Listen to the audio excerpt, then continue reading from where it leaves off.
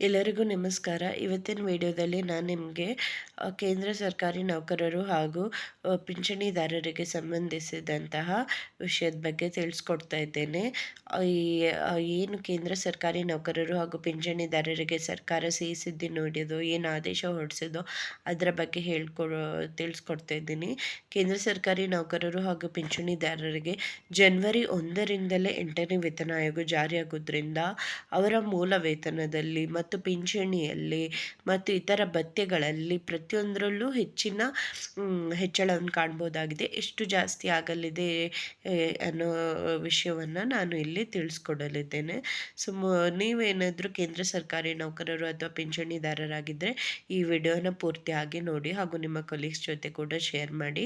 ನೀವೇನಾದರೂ ರಾಜ್ಯ ಸರ್ಕಾರಿ ನೌಕರರು ಹಾಗೂ ಪಿಂಚಣಿದಾರರಾಗಿದ್ದರೆ ಅದರ ಬಗೆಗಿನ ಬಾಕಿ ಅರಿಯರ್ಸ್ ಬಗ್ಗೆ ಮತ್ತು DA ಹೈಕ್ ಬಗೆಗಿನ ಇನ್ಫಾರ್ಮೇಷನನ್ನು ನಾನು ಆಲ್ರೆಡಿ ನನ್ನ ಚಾನಲಲ್ಲಿ ಅಪ್ಲೋಡ್ ಮಾಡಿದ್ದೀನಿ.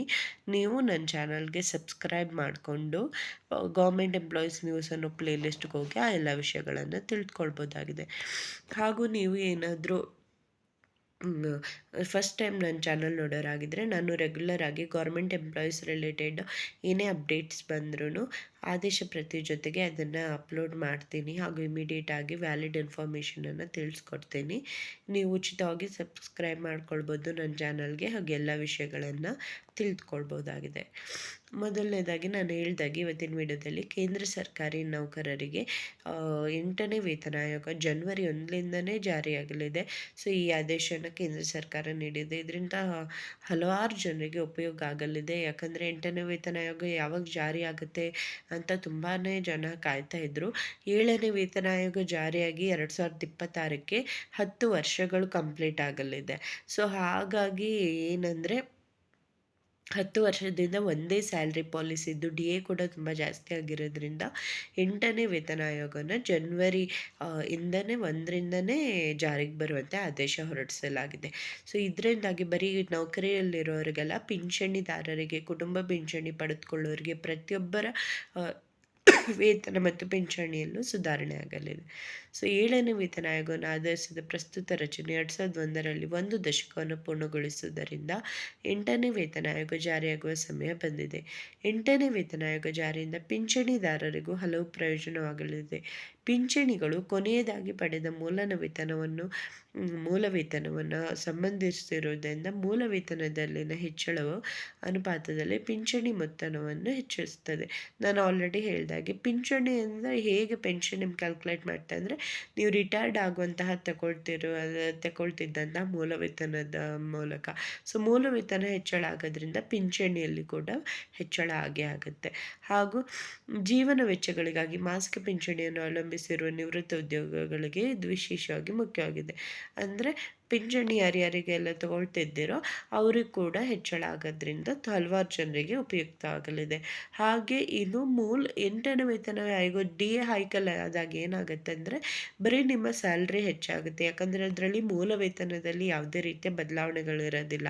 ಜನವರಿಯಲ್ಲಿ ಮತ್ತು ಜುಲೈಯಲ್ಲಿ ಏನು 2 ಸಲ DA ಹೈಕ್ ಆಗುತ್ತೆ. ಆವಾಗ ಮೂಲ ವೇತನದಲ್ಲಿ ಬದಲಾವಣೆ ಇರೋದಿಲ್ಲ. ಹೊಸ ವೇತನ ಆಯೋಗ ಜಾರಿಗೆ ಬಂದಾಗ ಮಾತ್ರ ಮೂಲ ವೇತನದಲ್ಲಿ ಬದಲಾವಣೆ ಆಗೋದು. ಹಾಗಾಗಿ ಏನು ಅಂದರೆ 8ನೇ ವೇತನ ಆಯೋಗ ಜಾರಿಯಿಂದ ನಿಮ್ಮ ಸ್ಯಾಲ್ರಿನಲ್ಲಿ ತುಂಬಾ ಹೆಚ್ಚಳವನ್ನು ನೋಡ್ಬೋದಾಗಿದೆ. ಯಾಕಂದರೆ 8ನೇ ವೇತನ ಆಯೋಗದಿಂದ ಮೂಲ ವೇತನ ಜಾಸ್ತಿ ಆಗುತ್ತೆ. ಮೂಲ ವೇತನದಿಂದ DA ಜಾಸ್ತಿ ಆಗುತ್ತೆ.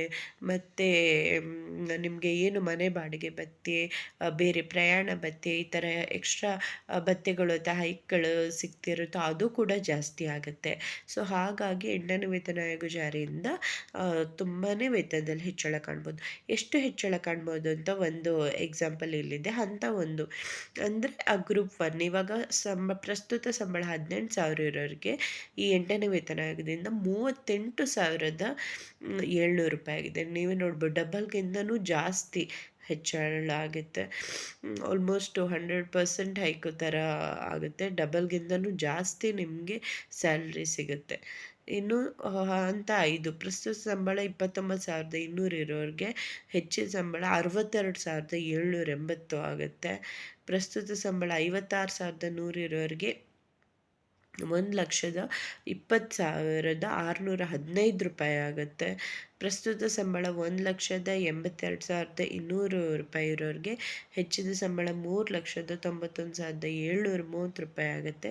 ಪ್ರಸ್ತುತ ಸಂಬಳ 2,50,000 ರೂಪಾಯಿ ಇರೋರಿಗೆ ಹೆಚ್ಚಿನ ಸಂಬಳ 5,37,500 ರೂಪಾಯಿ ಆಗುತ್ತೆ. ಸೊ ನೀವೇ ನೋಡ್ಬೋದು ಎಷ್ಟು ಹೆಚ್ಚಳ ಅಂದರೆ, ನಾನು ಹೇಳ್ದಾಗೆ ಡಬಲ್ಗಿಂತನೂ ಜಾಸ್ತಿ ನಿಮ್ಮ ಸ್ಯಾಲ್ರಿ ಆಗಿಬಿಡುತ್ತೆ. ಸೊ ಇದರ ಮೇಲೆ ಮತ್ತೆ ಇದು ಬರೀ ನಿಮ್ಮ ಸ್ಯಾಲ್ರಿಲಾಗೋದು. ಆಮೇಲೆ ಇನ್ನೂ ಹೊಸ ವರ್ಷದಲ್ಲಿ DI ಕೂಡ ಆಗುತ್ತೆ. ಹಾಗೆ ಇನ್ನೂ ವೇತನ ಜಾಸ್ತಿ ಆಗುತ್ತೆ.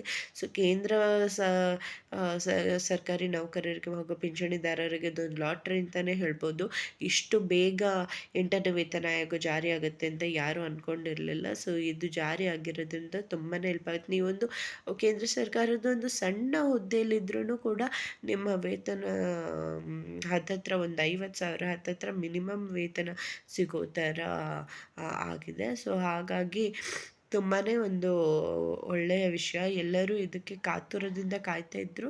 ಇವಾಗ ಜಾಸ್ತಿ ಆಗಿರೋದ್ರಿಂದ ಹಲವಾರು ಜನ ಇದರಿಂದ ಉಪಯೋಗನ ಪಡೆದುಕೊಳ್ತಾರೆ. ವೇತನ ಆಯೋಗವು ಕೇಂದ್ರ ಸರ್ಕಾರಿ ನೌಕರರು ಮತ್ತು ನಿವೃತ್ತರ ವೇತನ ರಚನೆ, ಪಿಂಚಣಿ ಮತ್ತು ಭತ್ಯೆಗಳನ್ನು ಪರಿಶೀಲಿಸುತ್ತದೆ ಮತ್ತು ಪರಿಷ್ಕರಿಸುತ್ತದೆ. 8ನೇ ವೇತನ ಆಯೋಗದ ಜಾರಿಯಿಂದ ಕ್ಯಾಬಿನೆಟ್ ಕಾರ್ಯದರ್ಶಿಯಂತಹ ಉನ್ನತ ಅಧಿಕಾರಿಗಳನ್ನು ಒಳಗೊಂಡಂತೆ ಹಂತ 18ರ ಸರ್ಕಾರಿ ನೌಕರರು ಅತಿಯಾದ ವೇತನ ಹೆಚ್ಚಳವನ್ನು ಪಡೀತಾರೆ. ಸೊ ಯಾಕಂದರೆ ನೀವು ಇಲ್ಲ ನೋಡ್ತಿರ್ಬೋದು, ಹಂತ 18ಕ್ಕೆ 2,50,000 ಪ್ರತಿ ತಿಂಗಳು 5,37,000, 5 ಲಕ್ಷ ಪ್ರತಿ ತಿಂಗಳಂದರೆ ನೀವೇ ಯೋಚನೆ ಮಾಡ್ಬೋದು ಎಷ್ಟು ಸ್ಯಾಲ್ರಿ ಆಗುತ್ತೆ ಅಂತ. ಸೊ ಹಂತ 18 ಅಂದರೆ ಹೈಯೆಸ್ಟ್ ಅದೇನು ಲೆವೆಲ್ ಇರುತ್ತೆ. ಸೊ ಅಲ್ಲಿರೋಂತಹ ಎಂಪ್ಲಾಯೀಸ್ ಅಂತೂ ತುಂಬಾ ಅತಿಯಾಗಿ ಅವರ ವೇತನದಲ್ಲಿ ಹೆಚ್ಚಳವನ್ನು ಕಾಣ್ಬೋದು. ಹಾಗೆ ನಾನು ಹೇಳ್ದಂಗೆ ಹಂತ 1ರಲ್ಲಿ ಅಂದರೆ ಬೇಸಿಕ್ ಇವಾಗ ಒಂದು 18,000 ಒಂದು ಸಣ್ಣ ಕೆಲಸದಲ್ಲಿ ಕೂಡ ಇದ್ದರೂ, ಕ್ಲರ್ಕ್ ಕೆಲಸದಲ್ಲಿ ಕೂಡ ಇದ್ರೂ ಕೂಡ ಸ್ಯಾಲ್ರಿ ಸಿಕ್ಕಾಪಟ್ಟೆ ಜಾಸ್ತಿ ಆಗಿದೆ. 18,000ದಿಂದ 38,700 ಜಾಸ್ತಿ ಆಗುತ್ತೆ. ಸೊ ನಾನು ಹೇಳ್ದಾಗೆ ಡಬಲ್ಗಿಂತನೂ ಜಾಸ್ತಿ. ಇದರಿಂದ ತುಂಬಾ ಜನರಿಗೆ ಉಪಯೋಗ ಆಗಲಿದೆ. ಇದರ ಜೊತೆಗೆ ಮತ್ತು ಪಿಂಚಣಿಯಲ್ಲೂ ಹೆಚ್ಚಾಗುತ್ತೆ. ನಾನು ಹೇಳ್ದಾಗೆ ನೆಕ್ಸ್ಟ್ ಇಯರ್ ಜನವರಿ ಮತ್ತು ಜುಲೈಯಲ್ಲಿ DI ಕೂಡ ಆಗುತ್ತೆ. ಸೊ ಆವಾಗ ಮತ್ತೆ ಹೆಚ್ಚಳ ಆಗುತ್ತೆ. ಸೊ DAಯನ್ನು ಎಷ್ಟಾಗುತ್ತೆ ಏನು ಅನ್ನೋದು ನೆಕ್ಸ್ಟ್ ಆದೇಶ ಬಂದಾಗ ತಿಳಿಸ್ಕೊಡ್ತೀನಿ. ಈ ವಿಡಿಯೋ ಎಲ್ಲರಿಗೂ ಉಪಯುಕ್ತ ಆಗಿದೆ ಅಂತ ಭಾವಿಸ್ತೀನಿ. ನೀವು ವಿಡಿಯೋನ ಲೈಕ್ ಮಾಡಿ ಹಾಗೂ ನಿಮ್ಮ ಕಲೀಗ್ಸ್ ಯಾರ್ಯಾರ ಜೊತೆ ಇದ್ದೀರಾ ಅವ್ರ ಜೊತೆ ಶೇರ್ ಮಾಡಿ. ಹಾಗೂ ಇನ್ನೂ ನನ್ನ ಚಾನಲ್ ಸಬ್ಸ್ಕ್ರೈಬ್ ಮಾಡ್ಕೊಳ್ತಿದ್ರೆ ಚಾನಲನ್ನು ಸಬ್ಸ್ಕ್ರೈಬ್ ಮಾಡ್ಕೊಳ್ಳಿ.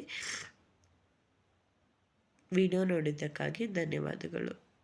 ಇನ್ನೂ ಏನಾದರೂ ಡೌಟ್ಗಳಿದ್ದರೆ ಕಮೆಂಟ್ ಮಾಡಿ ತಿಳಿಸ್ಬೋದು. ನಾನು ಅದರ ಬಗ್ಗೆ ನೆಕ್ಸ್ಟ್ ವಿಡಿಯೋದಲ್ಲಿ ಕ್ಲಾರಿಫಿಕೇಷನ್ಸನ್ನು ಕೊಡ್ತೀನಿ.